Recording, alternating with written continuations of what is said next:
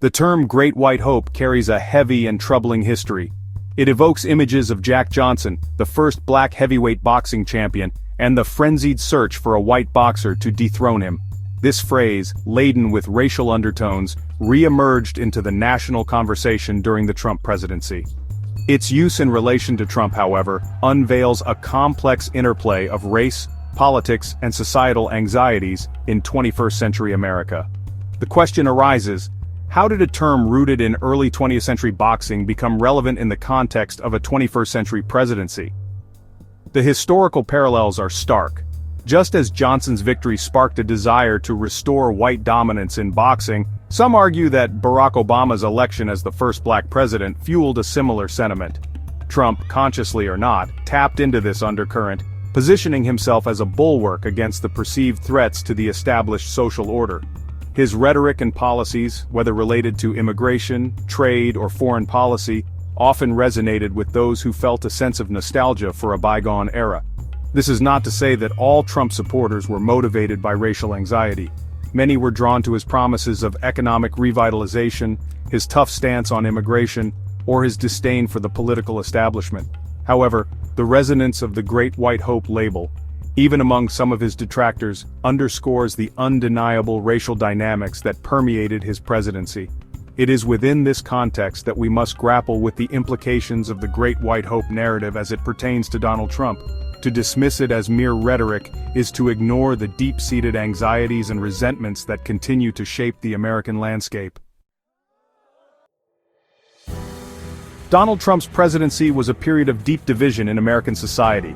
His supporters lauded his policies as a return to greatness, pointing to a strengthened military, a booming economy, and a renewed sense of national pride. They praised his tax cuts, his deregulation efforts, and his appointment of conservative judges as evidence of his commitment to their values. Critics, however, painted a starkly different picture. They argued that Trump's policies primarily benefited the wealthy at the expense of the poor and middle class.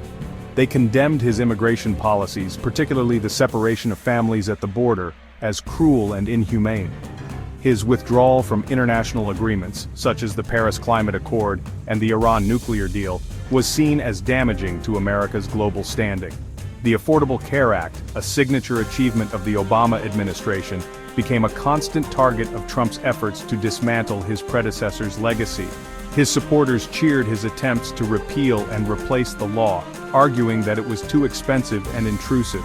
Opponents, however, pointed to the millions of Americans who gained health insurance under the ACA and warned that repealing it would leave them vulnerable.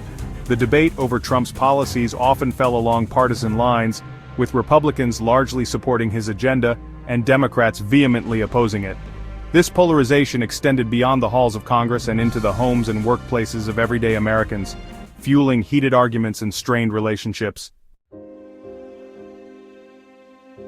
The Great White Hope narrative surrounding Trump cannot be divorced from the broader conversation about race and culture in America.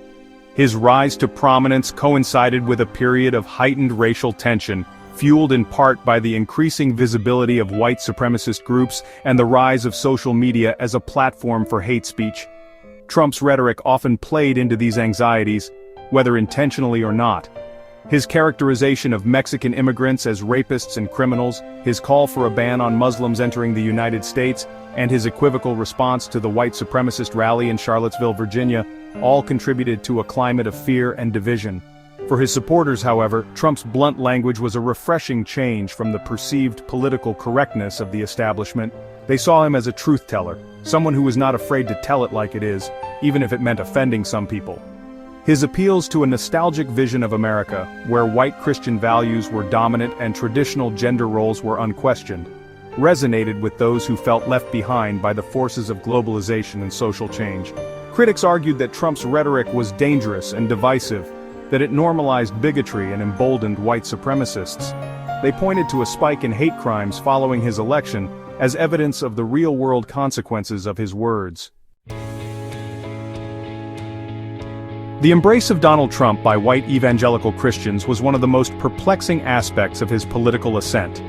Evangelicals, traditionally known for their emphasis on personal piety and moral purity, seemed to overlook Trump's personal failings, his multiple marriages, his history of adultery, and his often profane language.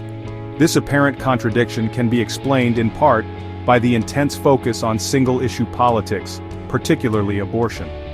Trump's promise to appoint conservative judges to the Supreme Court, judges who would overturn Roe v. Wade, the landmark decision that legalized abortion nationwide, was enough to secure the support of many evangelicals, even if they had reservations about his personal character. This transactional approach to politics, where the ends justified the means, raised troubling questions about the moral compass of the evangelical movement. Critics accused evangelical leaders of hypocrisy, of prioritizing political power over their professed values. They argued that by aligning themselves so closely with Trump, evangelicals had tarnished their witness and undermined their moral authority. The embrace of Trump by white evangelicals also exposed the racial and cultural fault lines within American Christianity. While black and Hispanic evangelicals remained largely skeptical of Trump, white evangelicals flocked to his banner, drawn to his promise to restore America to its Christian heritage, a vision of the past that often overlooked the experiences of people of color.